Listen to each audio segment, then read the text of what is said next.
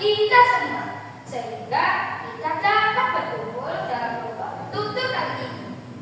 Tidak lupa selawat serta salam kita haturkan kepada junjungan kita Nabi Muhammad SAW yang kita nantikan syafaatnya di hari kiamat.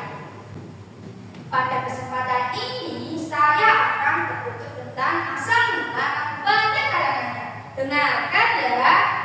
Karanganyar tidak bisa dipisahkan dari Kerajaan Mataram yang berkedudukan di Kartasura dengan rajanya Sinuhun Prabu Amangkurat Jawa. Pada masa itu, Kerajaan Mataram mengalami kemunduran karena adanya campur tangan Belanda. Kerabat keraton yang gigih menentang Belanda yaitu Pangeran Diponegoro dan istrinya yaitu Raden Ayu Diponegoro. Pangeran Diponegoro ditangkap oleh Belanda dan diasingkan ke Tanjung Harapan, Afrika Selatan. Hal ini terjadi pada tahun 1723. Sementara itu, istrinya Raden Ayu Diponegoro berhasil lolos dari serangan Belanda, lalu mengasingkan diri di daerah Pamuitan. Dia menyamar sebagai seorang petapa yang bergelar Nyi Dipo. Pada suatu hari, Nyi Dipo sedang khusyuk berdoa. Beliau memohon petunjuk kepada Sang Pencipta.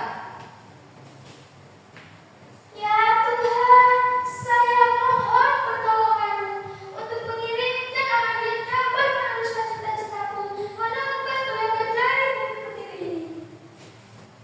Tiba-tiba terdengar sebuah suara gaib. Permohonanmu terkabul. Sekarang pergilah ke hutan bawah pohon jatuh.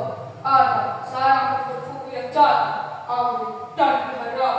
Jika pelakuan itu bisa berbunyi aneh, soal mengenang bahwa berarti waktunya sudah akan datangnya seorang satria yang dikawal oleh 3 orang itu. Lalu ditangkap itu karena dialah yang akan meneruskan cita-citamu. Suara apa itu? Nyi Dipo ketegangan dengan suara itu. Lalu Nyi Dipo segera bergegas ke tengah hutan. Ternyata benar ada seekor anak gunung yang menjiap-jiap dengan kerasnya. Nyi Dipo pun segera membawanya ke pesanggrahan untuk dipelihara. Tanpa terasa, waktu pun terus berjalan. Ada kerabat keraton yang mengikuti jejak Pangeran Diponegoro untuk melawan Belanda, yang dipimpin oleh Raden Mas Said atau Pangeran Samunawa dan Pangeran Amangkurat. Pada suatu hari, Raden Mas Said ditemani oleh 3 orang pengikutnya sedang berada di tanah Pamuitan untuk bertapa. Sang pangeran dengan khusyuk memohon perlindungan kepada Sang Pencipta. Tiba-tiba dia dikejutkan oleh kicauan burung yang sangat aneh. Sapa pangananku, tanah dewa. Sapa pangananku, tanah dewa. Suara apa itu?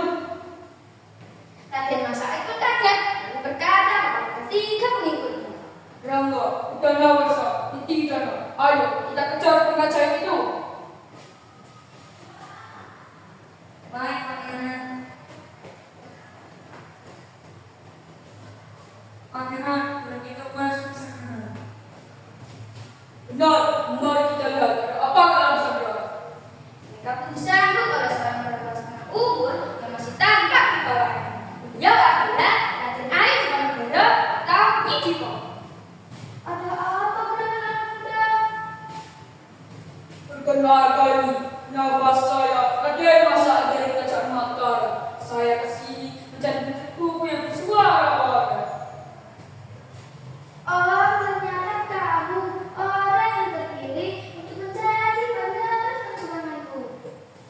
Kemudian Nyi Dipo menangkap buku-buku, lalu memasak dan memikirkannya untuk dimakan Raden Mas Said. Nah, aku akan ceritakan puisi yang kudapat beberapa tahun silam yang berhubungan dengan burung dan buku itu.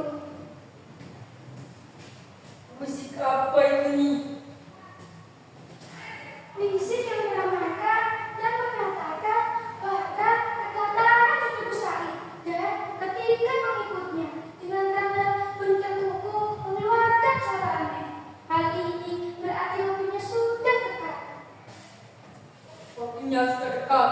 Apa maksudnya nih? Maksudnya tak lama lagi cucuku saya bakal jadi raja. Raden Mas Aja dan pengikutnya mengucap syukur. Alhamdulillah. Coba jangan syukur. Aku akan menambahkan ini dengan nama Karanganyar. Karanganyar. Benar, karena tempat hilang di Karang tentang perjanjian anyar bahwa aku pasti karena. Nah, dari kita tadi